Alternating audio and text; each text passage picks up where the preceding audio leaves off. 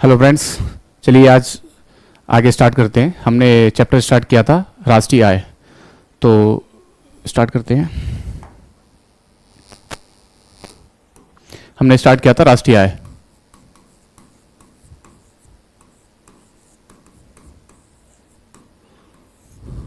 National income.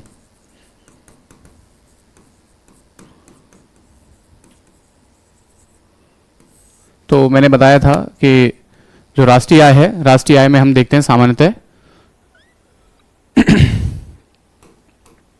अगर राष्ट्रीय आय को समझना है तो इसको हम ये कह सकते हैं कि सामान्य नागरिक द्वारा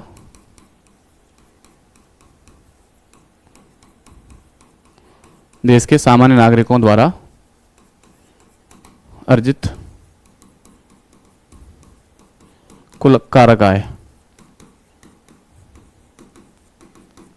मैंने कारक आय को इससे पहले बहुत अच्छी तरह से समझाया था कि कारक आय क्या होती है। तो राष्ट्रीय आय में हम देख रहे थे, हमने देख लिया था जीडीपी को डिटेल में देख लिया था, जीएनपी को डिटेल में देख लिया था। ये दोनों टॉपिक हमने बहुत डिटेल में समझे थे। एक एक चीज़ को हमने डिकोड किया था और समझा था। ठीक है, अब देखिए आज हम राष्ट्रीय आय से संबंधित जो अवधारणाएं हैं उनको देखेंगे। तो कोई पूछ रहा था, मैं बता देता हूं कि राष्ट्रीय आय और जीडीपी को हम क्यों पढ़ते हैं, तो थोड़ा सा मैं बता देता हूं। देखिए जीडीपी या राष्ट्रीय आय, मैं राष्ट्रीय आय को एनआई लिख रहा हूं, नेशनल इनकम। ठीक है, अगर इसका हमें मान पता लग जाए, वैल्यू पता लग जाएगी, तो इससे क्या होगा, इसका अगर मान पता लग जाएगा तो हमें साइज ऑफ इकोनॉमी पता लगेगी, अर्थव्यवस्था का आकार।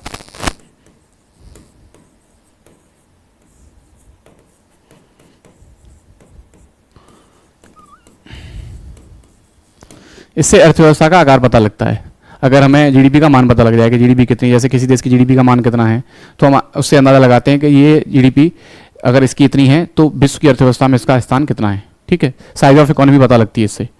और दूसरा, अगर जीडीपी या एनआई, नेशनल इनकम में अगर हमें वृद्धि पता लगे, इसमें कितनी ग्रोथ हो रही है, तो इससे क्या पता लगता है, इससे पता लगता है कि जैसे आर्थिक वृद्धि दर क्या है, देश की आर्थिक वृद्धि दर क्या है। जैसे मान लीजिए, अब ये मान लीजिए अगर इंडिया की 7.6 है, तो ये क्या है, इससे पता लग जाएगा जीडीपी की वृद्धि दर भारत में इस समय क्या है। तो इससे क्या पता लगता है, मान से पता लगेगा साइज ऑफ इकोनॉमी, और वृद्धि से पता लगेगा अर्थव्यवस्था का वृद्धि से पता लगेगी अर्थव्यवस्था की, सॉरी, जीडीपी की वृद्धि दर क्या है। ठीक है, तो मान से पता लगेगा साइज ऑफ इकोनॉमी, और इसकी अगर वृद्धि पता लग जाएगी, जीडीपी में वृद्धि क्या है, तो इससे वृद्धि दर पता लगती है। ये कह सकते हैं आर्थिक वृद्धि पता लगती है, आर्थिक वृद्धि कितनी हो रही है। ठीक है तो इसलिए हम इसको समझते हैं। तो ये बहुत बेसिक चीज थी। तो अभी हमने नेशनल इनकम स्टार्ट किया था, उसमें हमने जीडीपी को बहुत अच्छे से समझ लिया था और जीएनपी को समझ लिया था। अब हम राष्ट्रीय आय से संबंधित अवधारणाओं को समझते हैं। ठीक है, नेक्स्ट टॉपिक लेते हैं हम।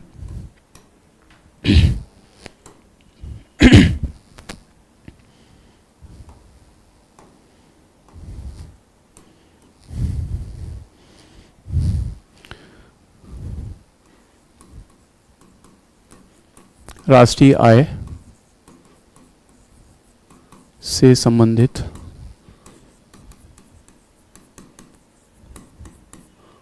अवधारणाएं।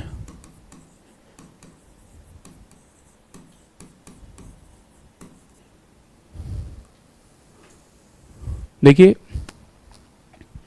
इसको समझने के लिए हमें पहले समझना पड़ेगा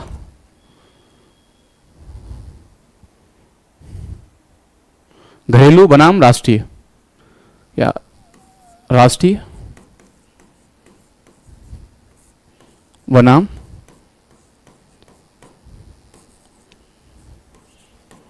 घरेलू। दूसरा, हम सकल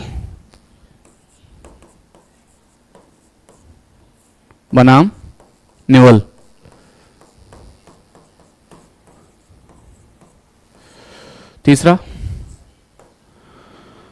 तीसरा हम इसमें देखेंगे फैक्टर कॉस्ट और मार्केट प्राइस, है ना। फैक्टर कॉस्ट मतलब साधन लागत और मार्केट प्राइस, बाजार मूल्य। चौथा हम इसमें देखेंगे स्थिर मूल्य बनाम बाजार मूल्य या चालू मूल्य, सॉरी, स्थिर मूल्य बनाम चालू मूल्य, है ना। चालू मूल्य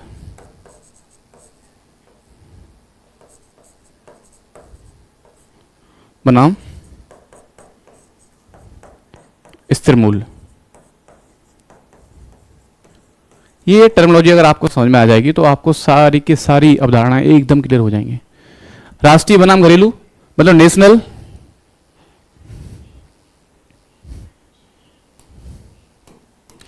नेशनल बनाम डोमेस्टिक, ठीक है, नेशनल बनाम डोमेस्टिक। सकल ग्रॉस बनाम नेट, फैक्टर कॉस्ट बनाम मार्केट प्राइस, चालू मूल्य बनाम स्थिर मूल्य, करंट प्राइस और फिक्स प्राइस जो होती है, करंट प्राइस और फिक्स प्राइस, ठीक है। तो ये है, इसको समझेंगे बारी बारी से।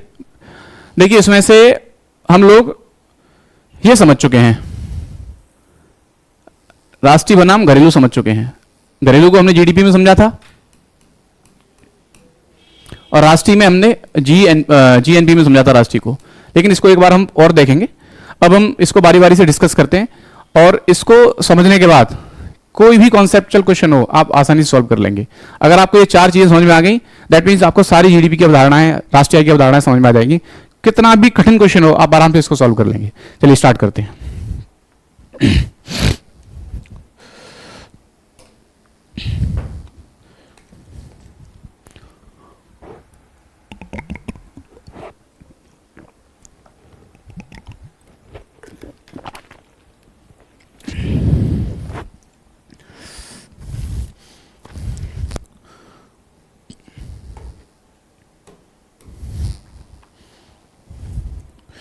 सकल बनाम निवल, पहला स्टार्ट करते हैं। सकल बनाम निवल,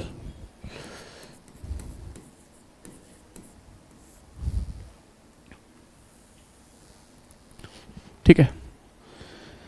देखिए अगर हमें नेट निकालना है, निवल निकालना है, तो निवल में क्या करेंगे हम, जैसे मान लीजिए निवल नेट निकालना है, तो इसको निकालने के लिए जो सकल होगा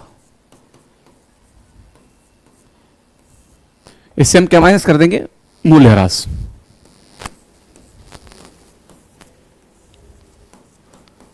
इससे हम मूल्यह्रास माइनस कर देंगे, ठीक है।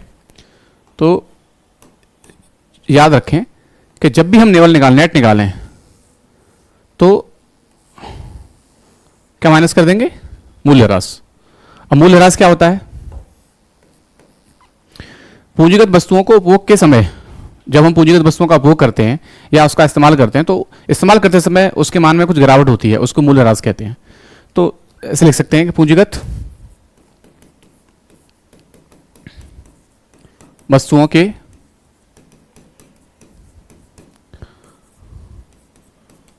उपभोग से उनके मान में गिरावट। अब ये गिरावट कैसे हो सकती है, जैसे मान लीजिए कोई मशीन है, अब मशीन का इस्तेमाल करेंगे तो उसके पुर्जे घिसेंगे, तो घिसने से क्या होगा, मूल्यह्रास होगा। तो ऐसे इसको लिख सकते हैं।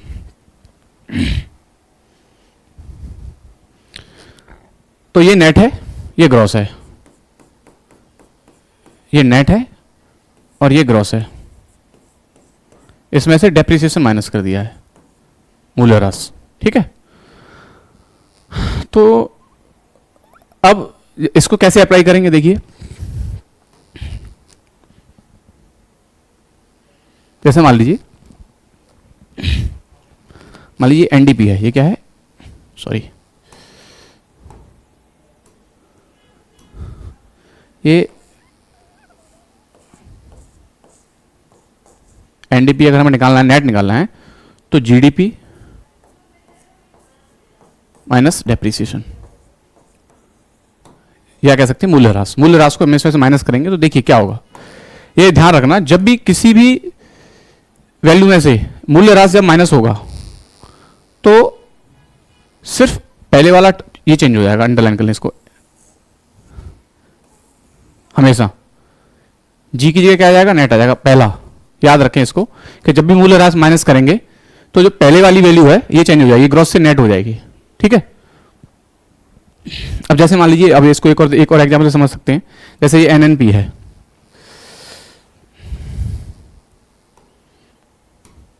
जैसे मान लीजिए एनएनपी है, एनएनपी, अगर इस निकालना है इसको तो ये जीएनपी था। इसमें से हम अगर डेप्रिसिएशन को माइनस कर देंगे या मूल्य ह्रास को माइनस कर देंगे तो देखिए कहां चेंज आएगा। देखिए हम जीडीपी और जीएनपी को डिटेल में पढ़ चुके हैं। जब जीडीपी को हम ग्रॉस से निवल करेंगे, नेट करेंगे, तो देख रहे हैं आप डेप्रिसिएशन अगर माइनस कर रहे हैं तो जो पहला वाला वैल्यू है वो चेंज हो रही है, जी से एन हो रहा है। इसी तरह से देखिए जीएनपी है, जीएनपी को हमने डिटेल में पढ़ा है, समझा अच्छे से। इसमें से हम डेप्रिसिएशन को माइनस कर रहे हैं तो क्या चेंज हो रहा है, एन चेंज हो रहा है। ठीक है, तो थोड़ा सा टेक्निकल है लेकिन है सिंपल। इसको अगर थोड़ा सा ध्यान से समझेंगे तो आराम से समझ में आ जाएगा। ठीक है, देखिए इसको ऐसे समझते हैं, इसको और डिटेल में थोड़ा समझने की कोशिश करता हूं आपको। जैसे मान लीजिए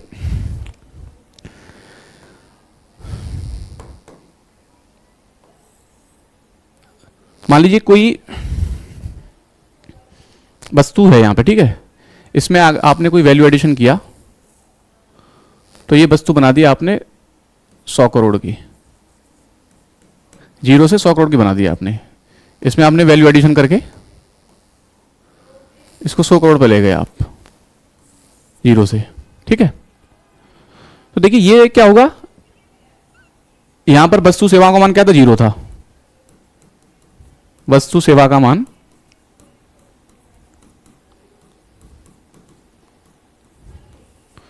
इसमें हमने वैल्यू एडिशन किया तो 100 करोड़ पे ले गए हम। ठीक है,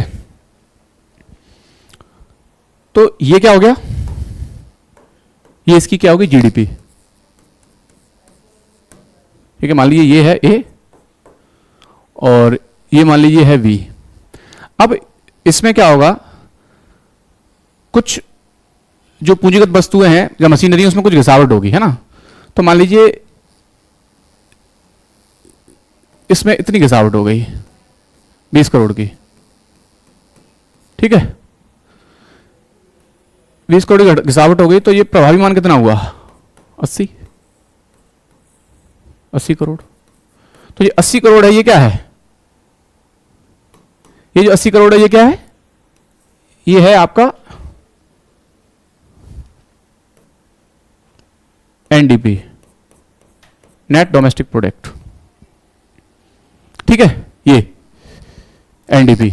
जीडीपी मान लीजिए 100 करोड़ था, अब इसमें से कुछ तो गिरावट होगी। मान लीजिए यहां पर ये क्या हो गया, ये मूल्य ह्रास हो गया 20 करोड़ का। क्या ये मूल्य ह्रास है। अभी 20 करोड़ का मूल्य ह्रास अगर हो गया 100 में से तो कितना बचा प्रभावी। ठीक है, तो जीडीपी क्या बता रहा है, ओवरऑल आपने कितना उत्पादन किया। ठीक है, तो यहां पर जीडीपी से क्या पता लग रहा है, अगर यहां देखें तो यहां पर पता लग रहा है कि ओवरऑल कितना उत्पादन किया। और एनडीपी क्या बता रहा है, प्रभावी उत्पादन कितना हुआ।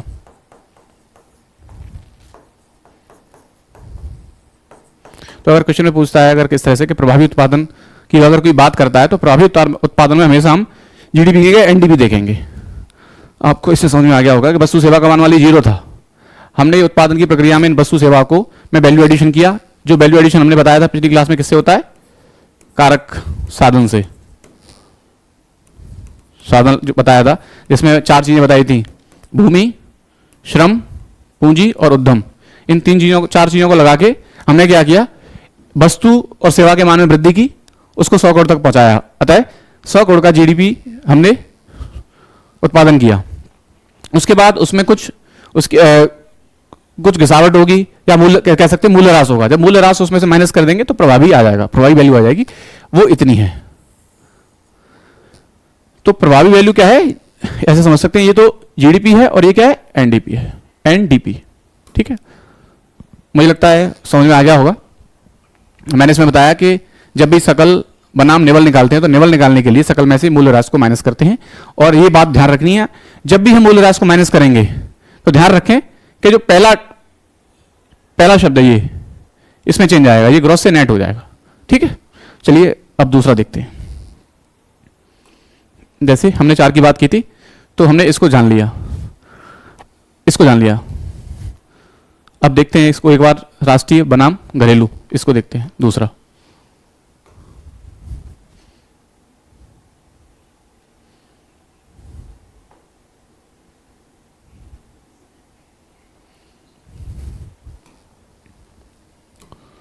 दूसरा देखते हैं घरेलू बनाम राष्ट्रीय। ठीक है,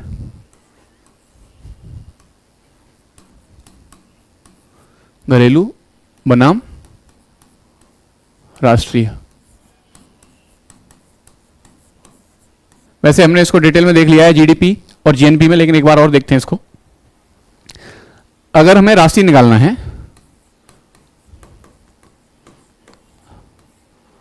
तो घरेलू में से, घरेलू में क्या जोड़ देंगे, NAIF, NFIA, NFIA, NIFA।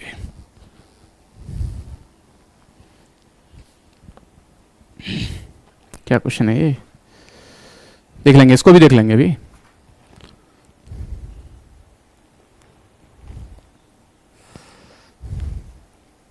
वैसे ही मैंने बता दिया है पहले भी।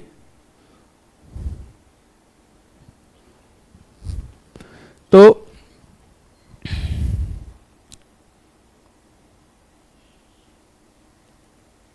हम देख रहे थे कि घरेलू बनाम इसको क्या करेंगे, इसमें ये जोड़ देंगे। जब हम राष्ट्रीय निकालेंगे तो घरेलू में क्या जोड़ देंगे, इसको जोड़ देंगे। तो जैसे एग्जांपल से देखते हैं इसको। जैसे मान लीजिए हमें GNP तो GDP प्लस NFIA, ये मैंने आपको बता दिया है, तो पहले भी बता दिया था पिछली क्लास में। तो इसमें ध्यान रखें, जब भी ये जुड़ेगा तो दूसरा शब्द चेंज होगा। ये दूसरा हमेशा याद रखें, जब भी किसी भी अवधारणा में NFIA जुड़ता है तो बिल्कुल याद रखें इस चीज को कि उसमें जब डेप्रिसिएशन माइनस कर रहे थे तो पहला शब्द चेंज हो रहा था, जब हम NFIA जोड़ रहे हैं तो दूसरा शब्द चेंज हो रहा है। ठीक है, सिंपल, ये तो सिंपल है, समझ में आ गया होगा। अब देखिए, अब इसका यूज क्या है। जैसे हम इसमें देख रहे थे कि एनडीपी का यूज क्या है, इससे हम प्रभावी उत्पादन देखते हैं, और जीडीपी से क्या देखते हैं, ओवरऑल कितना उत्पादन हुआ है। तो जीडीपी से देखेंगे कि ओवरऑल कितना उत्पादन हुआ है, और एनडीपी से देखेंगे प्रभावी उत्पादन कितना हुआ है। ठीक है, अब इस तरह से इसी में हम ये देख सकते हैं कि जैसे मान लीजिए कोई देश है, जैसे मान लीजिए इंडिया है, जैसे इसको यहां देखते हैं। जैसे मान लीजिए इसका यूज क्या है, जैसे मान लीजिए इंडिया है,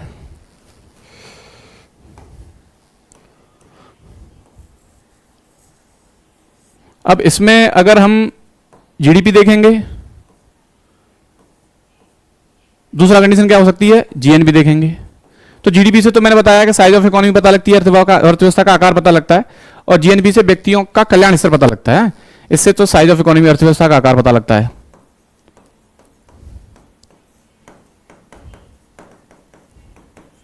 और जीएनपी से क्या पता लगेगा कि उस देश में जो भी जितने भी लोग रह रहे हैं उन लोगों का कल्याण का स्तर क्या है। तो उससे किससे पता लगेगा, कह सकते हैं कल्याण स्तर ही सही शब्द है यहाँ पर, कल्याण स्तर, या व्यक्तियों की जो स्थिति है, व्यक्तियों की स्थिति कह सकते हैं, व्यक्तियों की स्थिति का पता लगता है,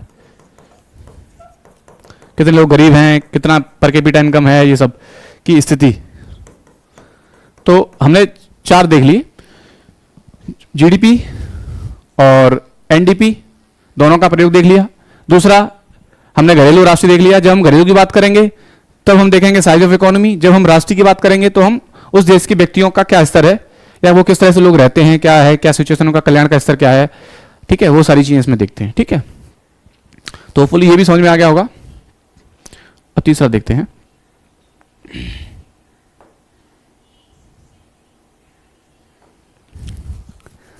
हमने क्या क्या देख लिया? हमने देख लिया राष्ट्रीय बनाम घरेलू और सकल बनाम निवल। अब देखते हैं फैक्टर कॉस्ट बनाम मार्केट प्राइस। देखिए इसको समझते हैं, कारक लागत बनाम बाजार मूल्य। ठीक है,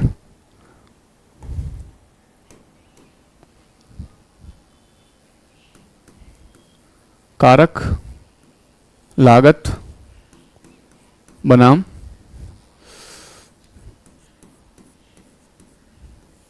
बाजार मूल्य।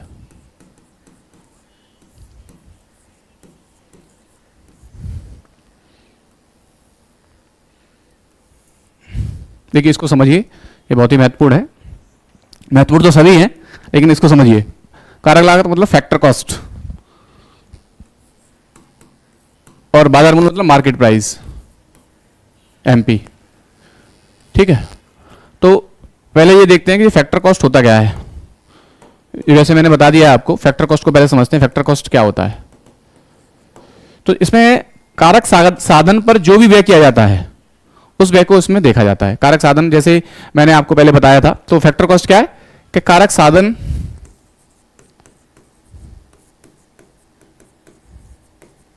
पर किया गया व्यय।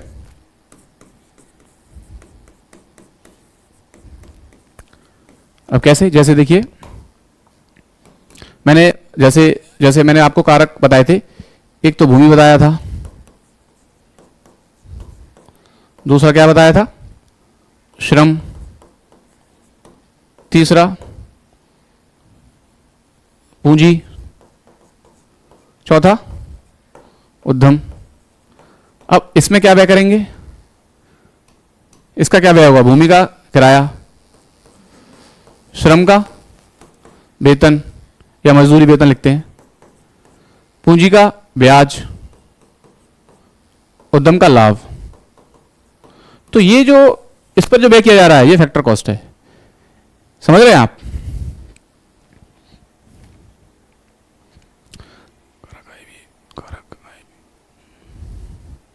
तो इस पर जो व्यय किया जाएगा ये क्या है? ये कारक लागत है। तो जब हम कैलकुलेशन में देखेंगे कि इन पर व्यय करने के बाद जब भी हमें कोई कैलकुलेशन कर रहे हैं तो हम देखेंगे कि ये कारक लागत पर इसका मूल्य क्या है। दूसरा बाजार मूल्य क्या होता है? अब इसको समझते हैं। देखिए जब हमें एमपी निकालना है, ये तो एफसी हो गया, एमपी निकालेंगे तो क्या क्या करेंगे? जैसे एमपी बराबर एफसी, ये मतलब ये प्लस शुद्ध अप्रत्यक्ष कर, शुद्ध अप्रत्यक्ष कर,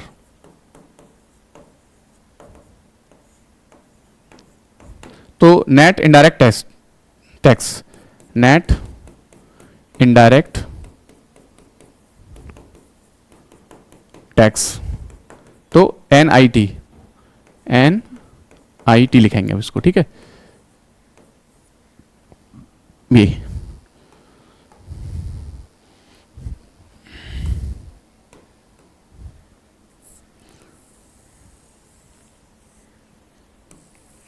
तो इसमें हमने क्या देखा कि जब भी कैलकुलेशन हमें मार्केट प्राइस पे करनी है तो हम उसमें देखेंगे फैक्टर कॉस्ट, कारक लागत प्लस शुद्ध अप्रत्यक्ष कर उसमें जोड़ देंगे। ठीक है, अब शुद्ध अप्रत्यक्ष कर क्या होता है? शुद्ध का मतलब यहां पर क्या है? शुद्ध क्यों लिखा है?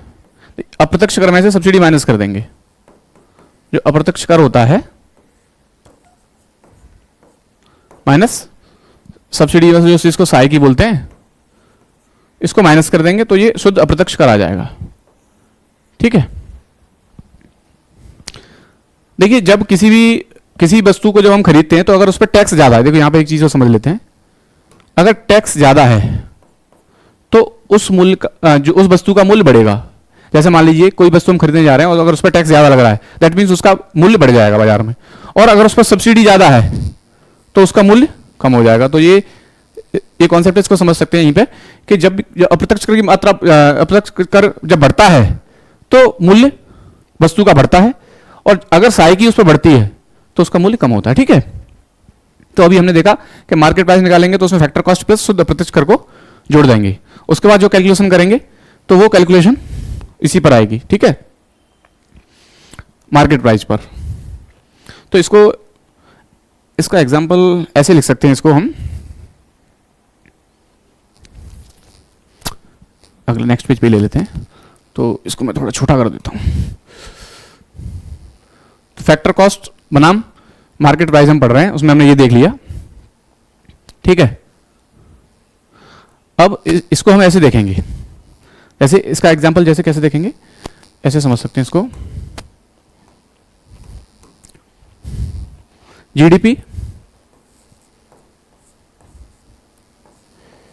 जीडीपी मार्केट प्राइस एमपी, ठीक है, बराबर जीडीपी फैक्टर कॉस्ट कारक लागत plus NIT net indirect tax. तो ये इसका फॉर्मूला बन जाएगा, ठीक है। अब यहां देखिए एक चीज नोट करने वाली है, यहां पे इसमें सिर्फ क्या चेंज हो रहा है, ये फैक्टर कॉस्ट और मार्केट प्राइस। अगर फैक्टर कॉस्ट में हम एनआईटी जोड़ देते हैं तो वो मार्केट प्राइस बन जाता है, ठीक है। इसमें शब्द से कोई चेंज नहीं हो रहे हैं, ये वाली नीचे वाली वैल्यू चेंज हो रही है, यहां पे भी जीडीपी है, यहां पे भी जीडीपी है, ठीक है। जीडीपी अगर फैक्टर कॉस्ट पे निकालेंगे तो इसमें एनआईटी नहीं जुड़ेगा, अगर मार्केट प्राइस पे निकालेंगे तो इसमें एनआईटी जुड़ेगा, ठीक है। जैसा हम उसमें से मूल, जैसे हम अगर हम सकल और निवल निकाल रहे थे तो उसमें से मूल ह्रास माइनस कर रहे थे, और जब हमने राष्ट्रीय और घरेलू निकाला था तब हमने उसमें से एनआईएफए को जोड़ा था। इसमें हम क्या देख रहे हैं कि जब भी हम मार्केट प्राइस पे निकालेंगे तो एनआईटी जुड़ जाएगा, तो ये एमपी हो जाएगा नीचे और नीचे एफसी रहेगा, ठीक है। तो नीचे वाला शब्द चेंज हो रहा है, ये बात ध्यान रखना। जब भी किसी भी वैल्यू में एनआईटी जुड़ेगा तो ये नीचे वाली वैल्यू ही चेंज होगी, ये बात ध्यान रखें बस।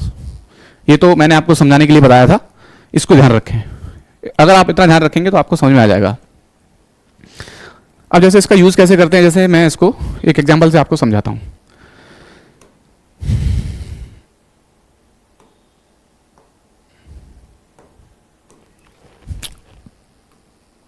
इसका यूज क्या होता है मैं आपको वो समझाता हूं।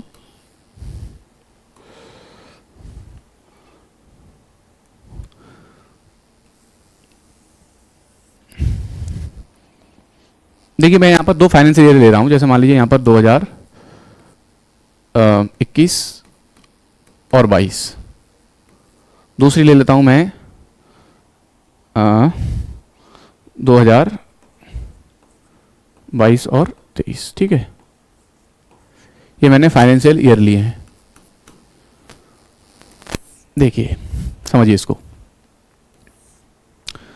मान लीजिए यहां पर उत्पादन हुआ आपका, यहां 100 यूनिट का हुआ और यहां भी आपका 100 यूनिट का हुआ, ठीक है। और इसकी फैक्टर कॉस्ट इसमें कितनी थी, 9 रुपये थी, और यहां भी 9 रुपये थी, ठीक है। उसके बाद यहां पर इसमें हमने एनआईटी जोड़ दिया, नेट इनडायरेक्ट टैक्स जोड़ दिया। इसमें मान लीजिए हमने जोड़ा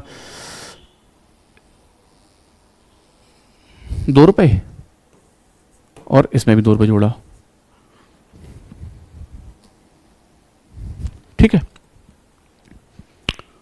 तो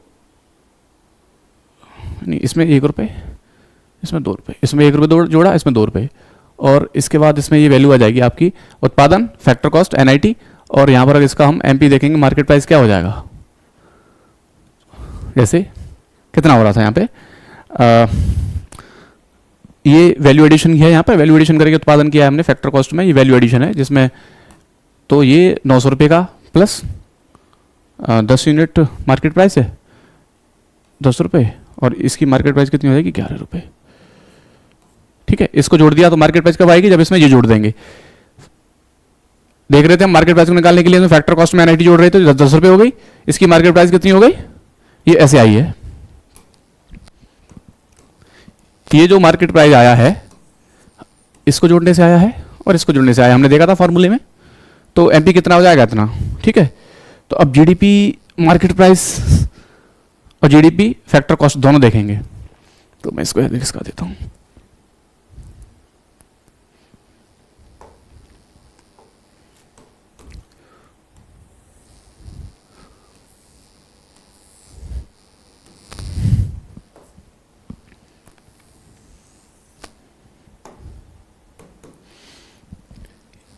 जीडीपी एमपी मार्केट प्राइस पे कितना होगा और जीडीपी फैक्टर कॉस्ट पे कितना होगा। तो अब बताइए, ये मैंने टेबल आपको बना दी। तो देखिए सीधा सिंपल आ जाएगा। जीडीपी मार्केट प्राइस पे जोड़ने के लिए क्या करेंगे हम, मार्केट प्राइस ये है तो कितना आ रहा है यहां पर, ये वैल्यू आएगी आपकी 1100। ये 10 आएगी ना यार, ऐसा क्यों।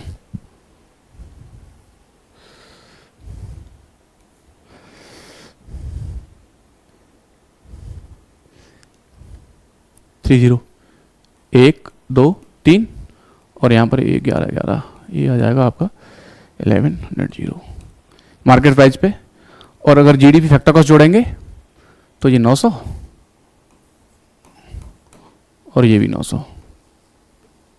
देखिए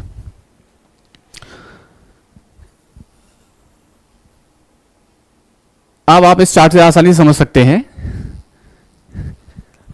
हमने उत्पादन किया एक साल में 100 यूनिट का, उसमें फैक्टर कॉस्ट उसकी वैल्यू एडिशन वैल्यू लगी 9 रुपए दोनों में। इसमें पहली साल में जो एनआईटी था वो 1 रुपए था, जब दूसरी साल में जो एनआईटी था वो कितना था, वो 2 रुपए हो गया, 1 रुपए बढ़ गया।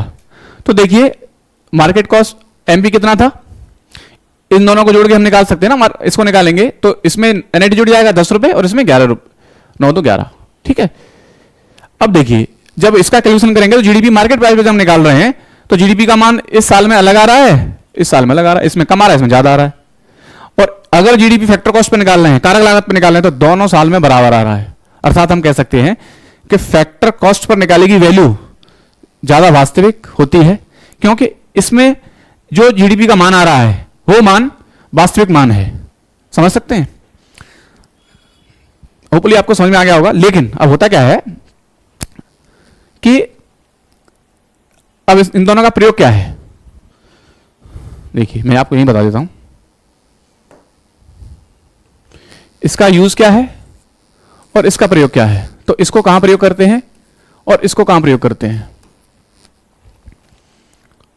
तो अगर हमें आर्थिक वृद्धि दर मापनी है, आर्थिक वृद्धि दर क्या है,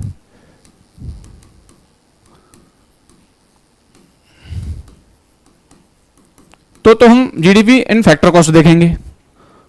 और लेन देन, अगर जो बाजार में जो लेन देन होता है, लेन देन के लिए किसको इस्तेमाल करेंगे,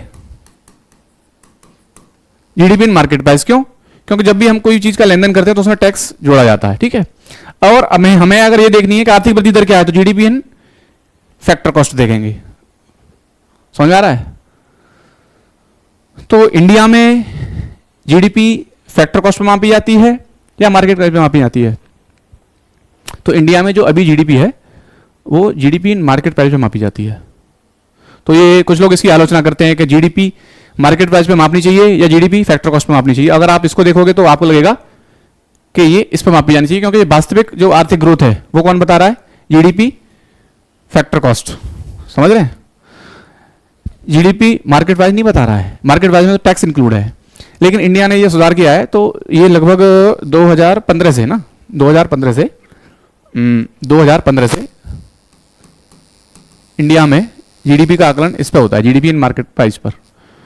तो ये जीडीपी ने जो इंडिया में जो इस तरह का जो सुधार किया गया है, तो वो आईएमएफ के अनुसार किया गया है। आईएमएफ भी विश्व में जिस तरह से आकलन किया जाता है विश्व के अंदर विकसित देशों में, तो वो जीडीपी मार्केट प्राइस पे किया जाता है।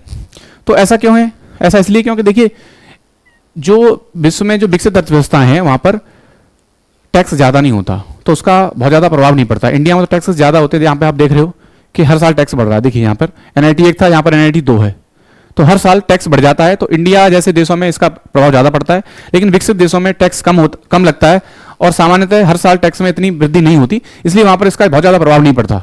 लेकिन इंडिया जैसे देशों में प्रभाव पड़ता है। लेकिन ये भारत में जो है अंतर्राष्ट्रीय मानकों को अपनाते हुए इसको चेंज किया है। तो अभी भारत में जीडीपी मार्केट प्राइस पर कैलकुलेट की जाती है, और जीडीपी मार्केट प्राइस पर कैलकुलेट को हम किसका प्रयोग कहाँ करते हैं? बाजार के लेन देन के लिए। और जीडीपी फैक्टर कॉस्ट का कहाँ उपयोग करते हैं? आर्थिक वृद्धि दर को मापने के लिए। ठीक है, तो होपफुली आपको इस एग्जाम्पल से समझ में आ गया होगा। ठीक है,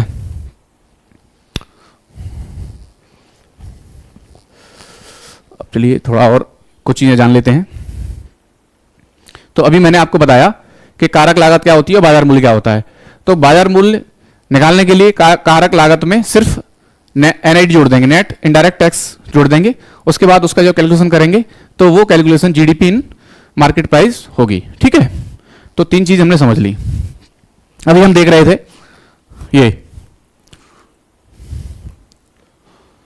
हमने ये भी समझ लिया, ये भी समझ लिया, ये भी समझ लिया। अब चालू मूल्य और स्थिर मूल्य क्या होता है, थोड़ा इसको देख लेते हैं।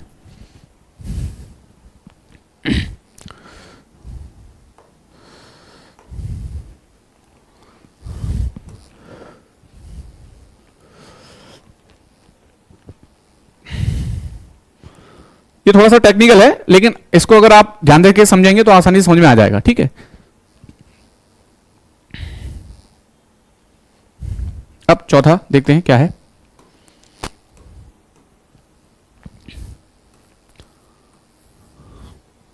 चौथा है चालू मूल्य बनाम स्थिर मूल्य। ठीक है,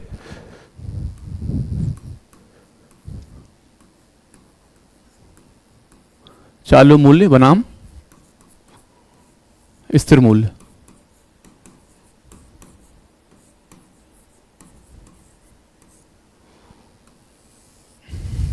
इसको देखते हैं।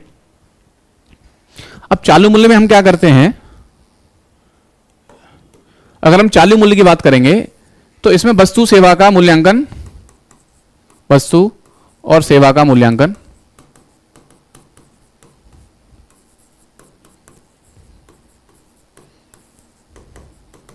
वस्तु और सेवा का मूल्यांकन वर्तमान वर्ष में, वर्तमान वर्ष में।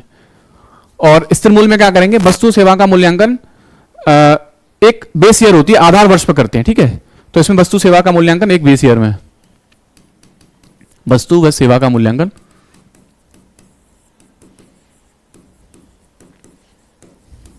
आधार वर्ष पर। अब आधार वर्ष क्या होती है, अभी भारत में वस्तु सेवाओं का मूल्यांकन 2011-12 में किया जाता है। भारत में आधार वर्ष अभी क्या लिया है, 2011-12। मैं इसको डिटेल में अगली क्लास में बता दूंगा कि आधार वर्ष को जब हम उसका जो चुनते हैं तो उसको चुनने के क्या क्या मानक हैं, आधार वर्ष को किस तरह से चुना जाता है। तो अभी भारत का आधार वर्ष क्या है, 11-12। ठीक है, तो ये बात ध्यान रखें। चालू मूल्य में क्या करेंगे कि हम वस्तु सेवाओं का मूल्यांकन वर्तमान ईयर में करेंगे, और स्थिर में क्या करेंगे कि वस्तु सेवाओं का मूल्यांकन किसी बेस ईयर पर करेंगे। ठीक है, इतना। अब जैसे इसका अगर हम एनालिसिस करें तो जैसे इसके लिए मैं थोड़ा सा इसको एग्जांपल से समझाता हूं कैसे। जैसे मान लीजिए जीडीपी चालू मूल्य,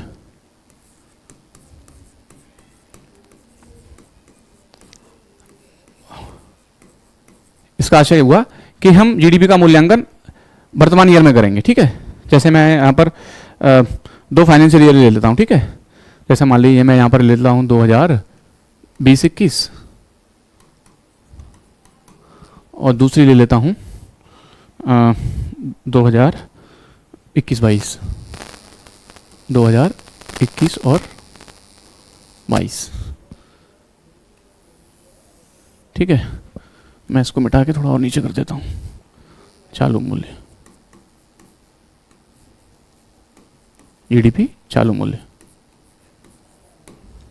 तो इसमें क्या करेंगे हम, जैसे मान लीजिए Q upon Q into P, Q into P. Q मतलब उत्पादन कितना हुआ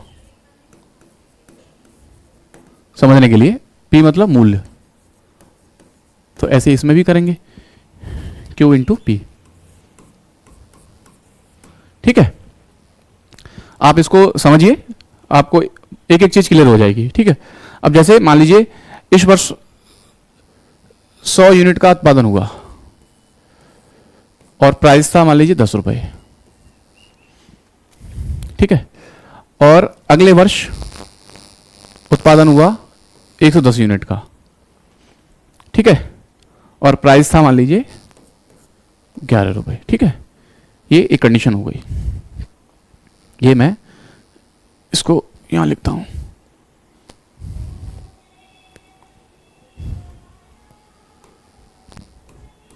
समझने के लिए यहां लिखता हूं, जीडीपी चालू मूल्य।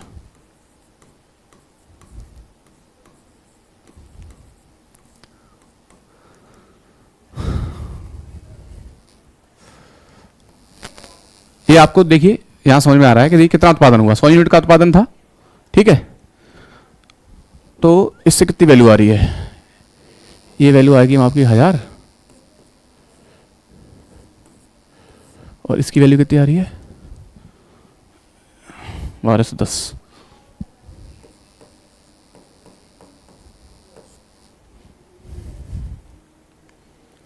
तो लगभग कितने परसेंट का उत्पादन हुआ, वृद्धि हुई 21%। देखिए यहां पर लगभग 21% की वृद्धि हुई। थोड़ा सा टेक्निकल है लेकिन समझिए। देखिए अगर जीडीपी हम चालू मूल्य पर निकाल रहे हैं तो इस वर्ष मान लीजिए उत्पादन था 100 यूनिट, प्राइस थी 10 रुपए, तो कितना हो गया 1000। अगले वर्ष हमने 110 यूनिट का उत्पादन किया और प्राइस कितनी थी 11। तो ओवरऑल अगर देखा जाए तो कितने का हुआ, ओवरऑल देखें तो कितने की वृद्धि हुई इस वर्ष से इस वर्ष में, लगभग 21% की वृद्धि हुई, ठीक है। अब देखिए इसी को हम देखते हैं जीडीपी स्थिर मूल्य पे। देखिए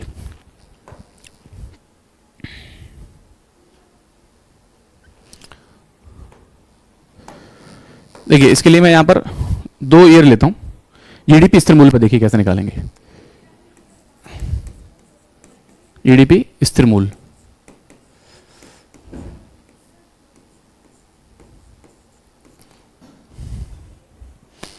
देखिए कैसे। देखिए मैं यहां पर आधार वर्ष जीडीपी स्थिर मूल्य निकालने के लिए हम आधार वर्ष लेते हैं, तो मैं यहां पर दो आधार वर्ष का आपको एनालिसिस करूंगा। जैसे एक का करता हूं, पहले मान लीजिए मैं आधार वर्ष लेता हूं 11-12, ठीक है। तो मान लीजिए यहां पर आधार वर्ष है 2011-12, ठीक है। अब देखिए यहां पर उत्पादन था 100 यूनिट का, पहले इसका करते हैं 11-12 का। जैसे उत्पादन था मान लीजिए 100 यूनिट का, और मान लीजिए 2011-12 में कितना प्राइस रहा होगा, 2011-12 में थोड़ा प्राइस इससे कम रहा होगा, तो प्राइस कितना था 8। अब नेक्स्ट ईयर क्या होगा, ये देखिए इसको, ये मैंने यहां गलत लिखा है, कंफ्यूजन हो जाएगा आपको। यहां इसमें लिख के मैं यहां लिखता हूं इसको,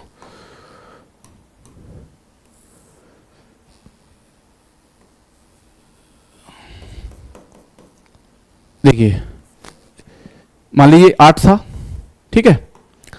अब यहां पर नेक्स्ट ईयर उत्पादन बढ़ा, 110 हो गया, 100 था अब 110 हो गया, यहां पर 110 बढ़ा, तो यहां पर प्राइस कितना था 8। क्योंकि ये स्थिर मूल्य में मूल्य स्थिर रहता है, मूल्य अगले साल बढ़ेगा नहीं। जैसे यहां पर भी 8 था तो यहां पर भी 8 रहेगा, ठीक है। जैसे यहां पर बढ़ गया था, यहां से 10 से कितना हो गया था 11, लेकिन यहां बढ़ेगा नहीं, यहां 8 का 8 रहेगा। तो देखिए इसकी वैल्यू कितनी आएगी, अगर हम यहां देखें तो ये लगभग 800, और ये आएगा आपका 880। तो अब हम कह सकते हैं कि लगभग इसमें कितने परसेंट की वृद्धि हुई इस साल, 10%, है ना, 10% की वृद्धि हुई। अब देखिए इसको हम दूसरी पे कैलकुलेट करते हैं। अब मैं यहां पर 11-12 की जगह लेता हूं पिछला, मान लीजिए थोड़ा और पीछे चला जाता हूं, आधार मूल्य लेता हूं मैं, यहां ले लेता हूं मैं आधार जीडीपी स्थिर मूल्य निकालता हूं यहां पर 2004-5 में मान लो, ठीक है। अब देखिए अगर मैं इसको 2004-5 में निकालूंगा तो 2004-5 में भी देखिए आप उतनी ही वैल्यू, जैसे मान लीजिए यहां पर 100 यूनिट का उत्पादन हुआ और 2004-5 में थोड़ा सा मूल्य और कम रहा होगा किसी वस्तु का, जैसे अभी 10 था फिर 8 से फिर मान लीजिए हम 5 मान लेते हैं, तो यहां पर भी कितने यूनिट का उत्पादन हुआ 110 का, और यहां मूल्य फिक्स रहेगा। क्यों, क्योंकि हम स्थिर मूल्य पर निकाल रहे हैं। तो देखिए यहां कितनी वैल्यू आएगी 500, और यहां कितनी आएगी 550। तो देखिए यहां पर कितने परसेंट की वृद्धि हुई? 10% की। 10%, यहां 10%, देखिए यहां 21%। अब देखिए, अब इससे हम क्या निष्कर्ष निकाल सकते हैं? इससे हम ये निष्कर्ष निकाल सकते हैं कि जब हम किसी वस्तु का मूल्यांकन या किसी वस्तु का मूल्य का मूल्यांकन, वस्तु सेवा का मूल्यांकन जब हम स्थिर मूल्य पर करते हैं तो हमेशा मान बराबर आएगा, चाहे इस साल कर लो चाहे इस साल कर लो। मान बराबर से मतलब जैसे हम इसको परसेंटेज निकालेंगे, यहां भी 10% की वृद्धि हो रही है, यहां भी 10% की वृद्धि हो रही है। तो आर्थिक वृद्धि दर मापने के लिए हमें किसका इस्तेमाल करना पड़ता है? स्थिर मूल्य का। तो इसको क्या बोलते हैं? इसको बोलते हैं वास्तविक जीडीपी। क्या बोलते हैं इसको, स्थिर मूल्य को? वास्तविक जीडीपी। अगर आपने सुना होगा जब न्यूज का आर्टिकल पढ़ते हैं या कोई न्यूज पढ़ते हैं तो वास्तविक जीडीपी, और ये क्या है? ये नॉमिनल, मौद्रिक जीडीपी।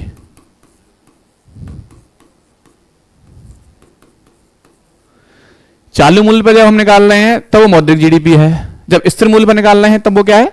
वास्तविक जीडीपी है। तो इसमें हम किसका डिफरेंस देखते हैं? इन्फ्लेशन का। ठीक है, इन्फ्लेशन अगर महंगाई बढ़ जाती है, अर्थात टैक्स बढ़ जाए, महंगाई बढ़ जाती है, तो महंगाई वास्तविक जीडीपी और मौद्रिक जीडीपी के बीच में जो वास्तविक अंतर है वो इन्फ्लेशन का है। इन्फ्लेशन गैप इन दोनों के बीच में जितना ज्यादा होगा उतनी कंडीशन ज्यादा खराब होगी, जितना कम होगा उतनी कंडीशन अच्छी होगी। तो मौद्रिक जीडीपी है ना, और ये वास्तविक GDP, real GDP and nominal GDP. इसको रियल जीडीपी बोलते हैं इंग्लिश में, रियल, और इसको नॉमिनल। तो मौद्रिक जीडीपी का इस्तेमाल कहां करते हैं हम? इससे हमें यह पता लगेगा कि वास्तविक स्थिति क्या है, क्योंकि लेन देन तो इस पे होगा ना, मार्केट की वास्तविक स्थिति है। और वास्तविक जीडीपी से क्या देखेंगे हम कि इकोनॉमिक ग्रोथ कितनी हो रही है। ठीक है, होपफुली आपको समझ में आ गया होगा, लेकिन ये थोड़ा टेक्निकल है। लेकिन आप, अगर आपको ये समझ में नहीं आ रहा है तो आप इतना जानिए कि चालू मूल्य पर वस्तु और सेवा का मूल्यांकन वर्तमान ईयर में किया जाता है और स्थिर मूल्य पर मूल्यांकन आपका आधार वर्ष पर किया जाता है। इसका यूज क्या है? चालू मूल्य लेन देन के लिए, बाजार के लिए लेन देन किए जाते हैं, और इसका प्रयोग क्या है? स्थिर मूल्य किसके लिए नापा जाता है? आर्थिक वृद्धि के आकलन के लिए।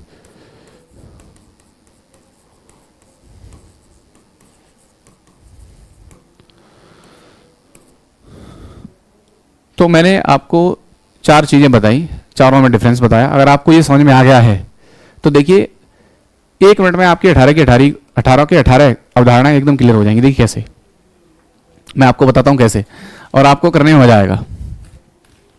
जैसे थोड़ा इसमें दिमाग लगाइए, समझिए इसको। जैसे मान लीजिए जीडीपी, मैं यहां लिखता हूं जीडीपी एमपी।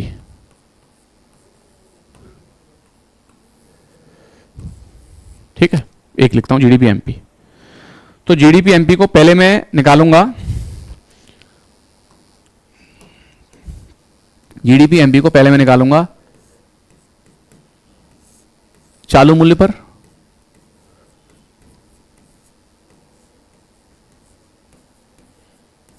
दूसरे पर निकालूंगा स्थिर मूल्य पर। ठीक है, इतना समझ में आ गया? फिर मैं जीडीपी एमपी को कर लूंगा जीडीपी फैक्टर कॉस्ट। इसको भी मैं निकालूंगा 2 पर, चालू मूल्य और स्थिर मूल्य। समझिए इसको, थोड़ा सा आप अपने हिसाब से ब्रेनस्टॉर्मिंग करेंगे तो आपको अच्छा समझ में आएगा। पहले जीडीपी एमपी देखा, उसको हमने 2 कंडीशन में निकाला, चालू मूल्य स्थिर मूल्य। अब इसका परिभाषा ऐसे कह सकते हैं कि जीडीपी को तो पता ही है कि घरेलू क्षेत्र में वस्तु सेवा का उत्पादन चालू मूल्य के मार्केट प्राइस पर, स्थिर मूल्य के मार्केट प्राइस पर, ऐसे परिभाषा बना सकते हैं। ऐसे ही जीडीपी मौद्रिक मान फैक्टर कॉस्ट के चालू मूल्य पर, चालू मूल्य के फैक्टर कॉस्ट पर, दूसरा स्थिर मूल्य के फैक्टर कॉस्ट पर। ठीक है, 4 दूनी 8 हो गए, 2 4 हो गए। अब देखिए क्या करेंगे हम इसमें, अब इसको हम चेंज कर लेंगे इससे, डी को कर लेंगे एन, तो ये क्या हो जाएगा G N P, G N P. अब इसमें सेम ऐसे निकालेंगे, पहले निकालेंगे मार्केट प्राइस पर, फिर मार्केट प्राइस को कर लेंगे फैक्टर कॉस्ट पर, है ना। तो 4 दूनी 8 हो गए। देखिए कितना सिंपल है, बस आपको रटना नहीं समझना है। आप जितना ज्यादा जोर समझने पे देंगे आपका कॉन्सेप्ट उतना ही अधिक क्लियर होगा, इसलिए चीजों को रटे नहीं समझें। अब देखिए ये आ गया मार्केट प्राइस, पहले हमने देखा GDP market price factor cost per 2 फिर इस पर निकालेंगे जीएनपी मार्केट प्राइस चालू मूल्य स्थिर मूल्य, दूसरा जीडीपी एनपी फैक्टर कॉस्ट चालू मूल्य और स्थिर मूल्य। इतना हो गया, 4 दूनी 8 हो गए। अब देखिए फिर क्या करेंगे, फिर इसमें डी को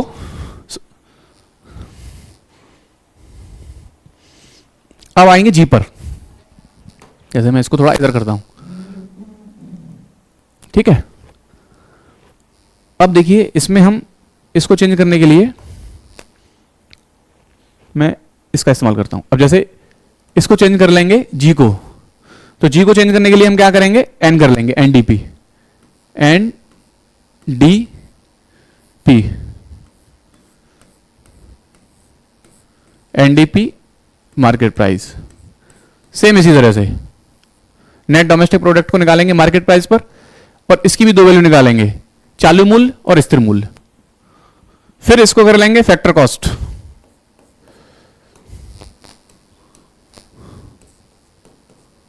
इसको 2 वैल्यू पर निकालेंगे, चालू मूल्य और स्थिर मूल्य। अब इसको कर लेंगे एन, या मैं इसको ऐसे ब्लू से लेता हूं, इसको कर लेंगे एन। अब ये क्या हो जाएगा, N N P, N N P market price, ठीक है। इसको भी निकालेंगे 2 वैल्यू पर, चालू मूल्य स्थिर मूल्य। फिर इसको कर लेंगे मार्केट प्राइस को किस पर कर लेंगे, फैक्टर कॉस्ट पर।